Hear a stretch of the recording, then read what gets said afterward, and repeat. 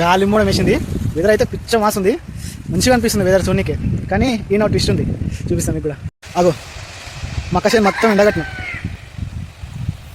అదంతా ఈ మక్కసేను అంతా ఎండగట్టినాం.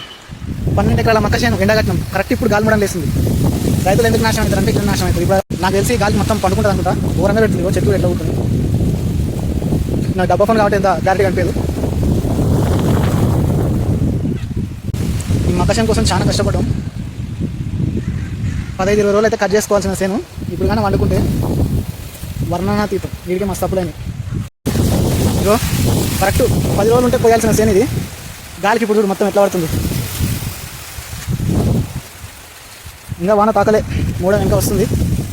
ఇప్పుడు కానీ వాన పడితే గాలి ఇట్లా ఎక్కువైంది అనుకో, కనీసం 2-3 లక్షల నష్టం వస్తుంది. కనీసం 2-3 లక్షల నష్టం. కేవలం ఇది ప్రకృతి ప్రతీకారం అని చెప్పుకోవచ్చు.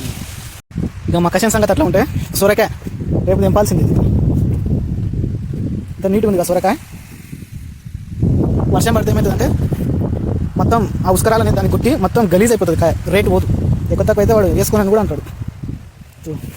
మంచి సైజులు వచ్చినాయి. రేపు మార్కెట్కి పోవాలి. ఏడవతాయి మార్కెట్కి, వాన పడితే కష్టం.